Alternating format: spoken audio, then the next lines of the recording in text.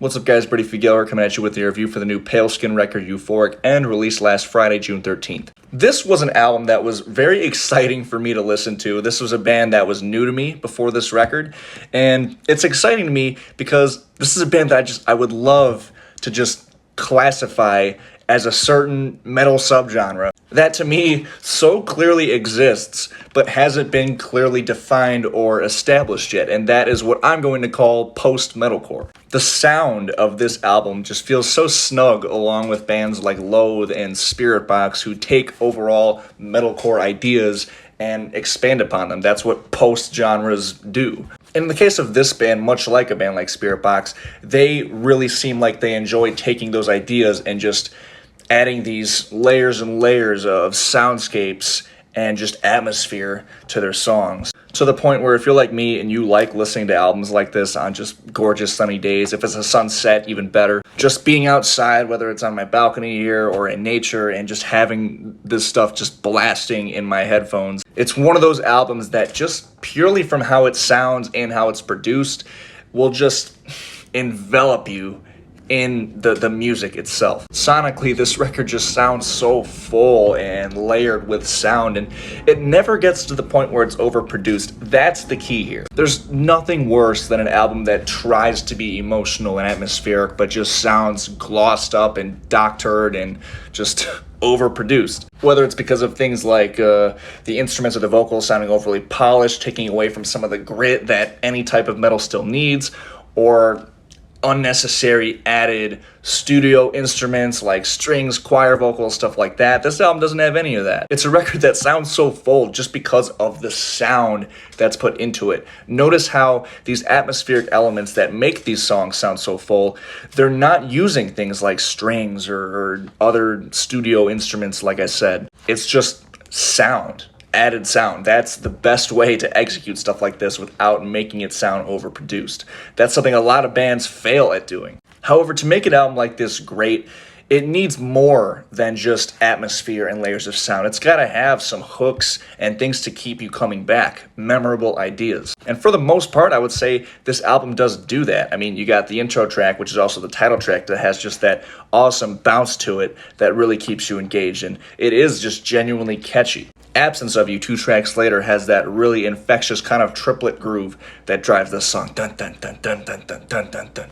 Also, Reflections and Do You Believe Me are similar ideas where the rhythm section kind of is the driving force behind the parts of the song that do come off as memorable and inviting and repeatable, quite frankly. So this album has its fair share of moments that, in addition to the rich atmosphere, there are actual genuine hooks that do keep you coming back. I'd say about half of the track list are songs that go for more of that idea. Track 2, Valentina, is a song that very much goes for more of that somber type vibe, like I mentioned. There's also a cool guest feature in this song. I'm not familiar with Love Is Noise or the vocalist in this band, but he sounds very good on the song. Mostly because his vocals do sound pretty unique, not just in this album and in this song, but in general. Guest features can be so hit or miss, especially when it's a vocalist that sounds either very similar to the band they're being featured on, or if it's a vocalist that just doesn't add much to the song.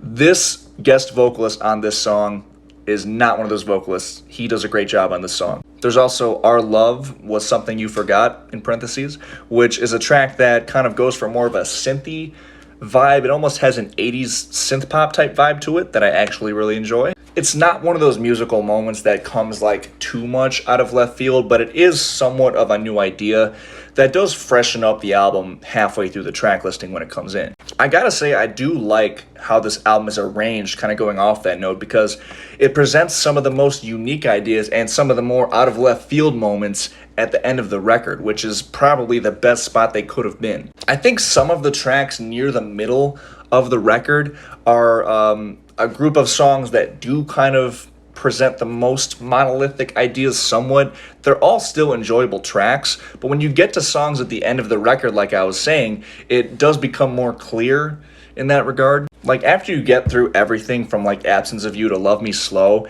and then Near Heaven comes in with those blast beats, that is such like an out of left field moment, but I would not have it any other way. That song really brings more of like a post-black metal vibe to the forefront, especially when you get those blast beats coming back later in the song with those shrieky, very black metal-esque screams in there.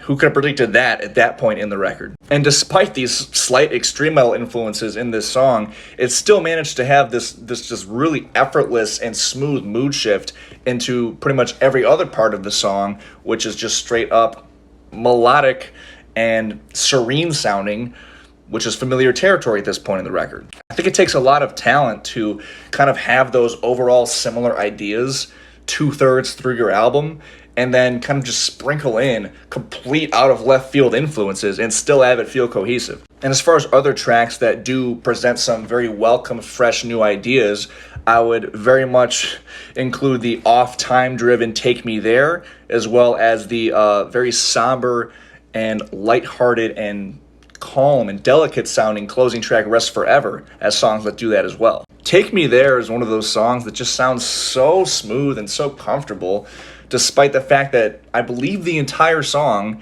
is in 7/4 time. I'm sure the bulk of people watching this review, at least at this point, are somewhat familiar with what odd time signatures are, but in case you're not, it's basically the fact that a common song or the standard song is in a 4/4 time, which means it's 4 beats per measure. 1, 2, 3, 4. 1, 2, 3, 4. 7/4 means there's 7 beats in that measure, which is already something that, if it's done maybe in other ways, could kind of jolt the listener and make it feel somewhat startling.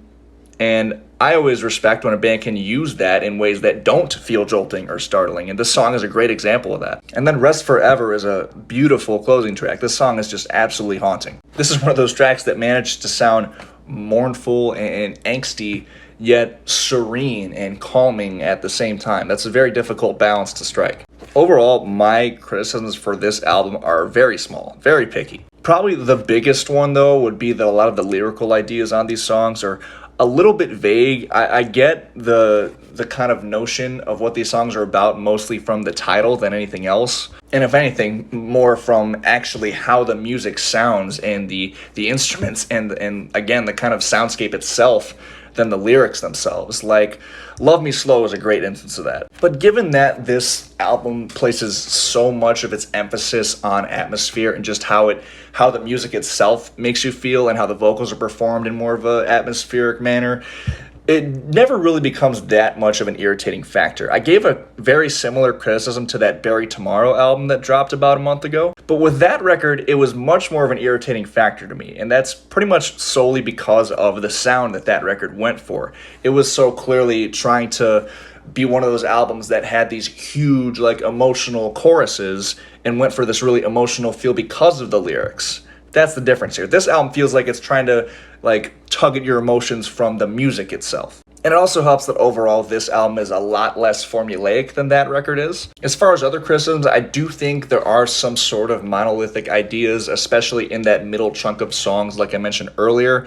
In general, I do wish this album kind of tipped the scales more even as far as the post and the metalcore stuff. It does really feel like the post dominates the sound of this record. And something that's really telling is, in my opinion, the best song on here, Near Heaven, which is by far the most metal track on here. That just, to me, clearly the best song on here. I'm definitely glad I got this record more than if every song sounded like Near Heaven, but I do think they could have sort of evened out those scales a little bit more and incorporate a little bit more metal, hardcore, metalcore influence, whatever aspect of the post-metalcore thing you want to throw in there. I think more stuff like that would have spiced this album up just a little bit more.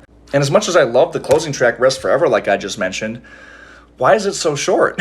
I think they could have had much more to say with this song, especially because this is one of the songs that is a bit more lyrically clear, I guess. And those melodies are just so beautiful on the vocal front and the instrumental front. I would have liked to see the song hit maybe like the 4-minute mark. I think they could have pulled that off really well. But as you can see, I have very little negative to say about this record. I love the overall sound of it. I love the style of it. I'm very excited to hear, like I said, another album like this that so clearly embodies a subgenre that I don't think has been defined yet, which I think should be defined. Although that being said, I definitely do think there are other influences in this song, like vocally in particular. I think The two biggest influences that come to mind there would be Chino Moreno from Deftones and Ben Burnley from Breaking Benjamin, dare I say. So if you're a fan of either of those bands, I definitely think this album would be worth checking out. And now that I've collected my thoughts on this record, I'm very excited to listen to their first album, as well as listen to whatever they put out next, hopefully very soon. The song gets a 27 out of 30 for me. As always, thank you guys so much for watching. If you've heard this album, definitely comment your thoughts on it below. I'd love to hear them.